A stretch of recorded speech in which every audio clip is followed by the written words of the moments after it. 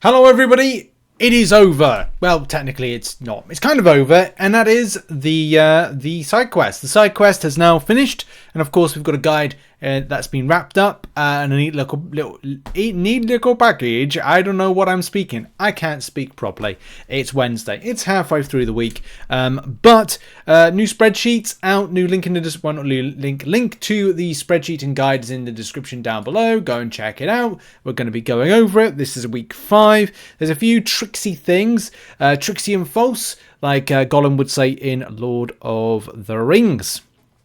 So let's go over this. So, as we know, 4 paths, use your summon Symbiote. It could be at a higher rank now. Maybe it is, maybe it isn't. But there are some things to watch out for. So, first of all, on the first path, you've got Miles Morales, you've got Kraven, and you've got Wasp. I recommend, on this particular path, to load yourself up with, and by the way, just before going anywhere, just to point out, what I've said on most of these things is, you could just put all your boosts on. That's right. Go to your boost section, go to other, and put on all your boosts. Just as simple as that. And therefore you're done.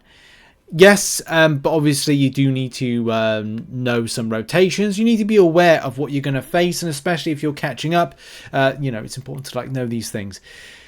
So, and also one big tip for this week is don't underestimate the importance of the Undying boost. This is going to get yourself out of jail free card. It's a get out of jail free card. Also, and I've used them, is the two kind of regen boosts.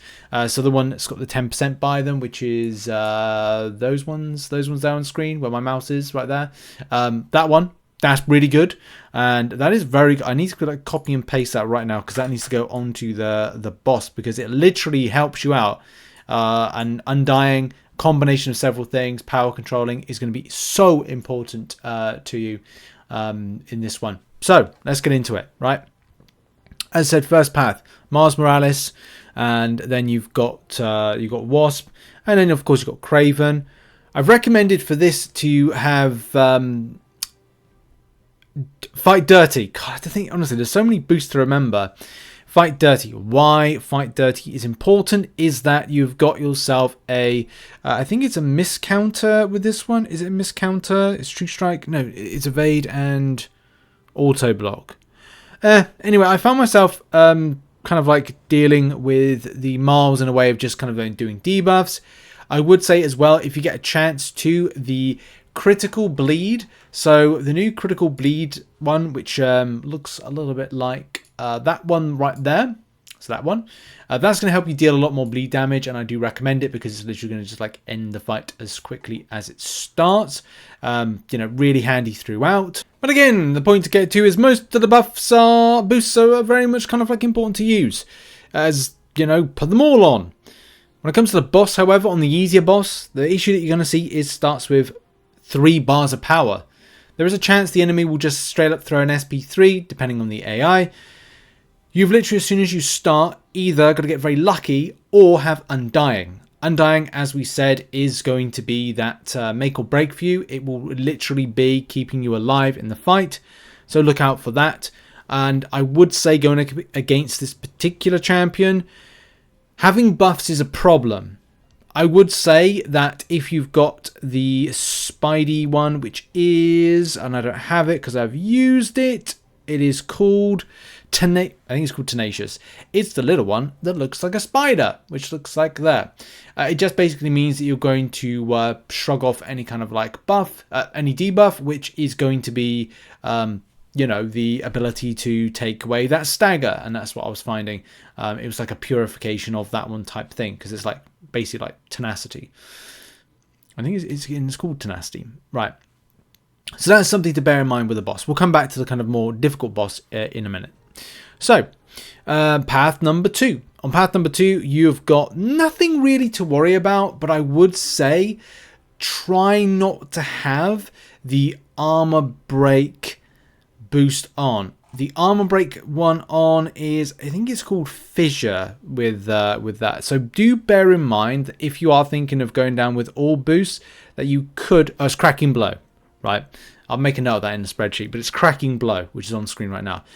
Try and avoid Cracking Blow because you will try and do an armor break. If you do an armor break, it is going to trigger a degen on you because of Dragoman.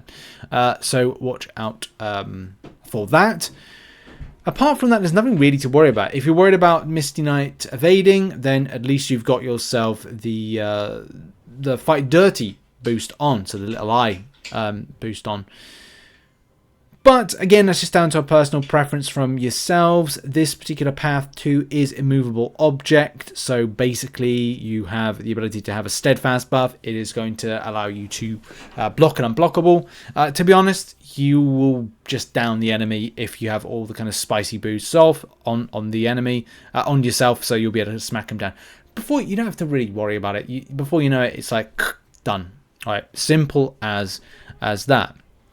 When you go to path 3, I think path 3 is the most difficult. This is the one with Red Skull.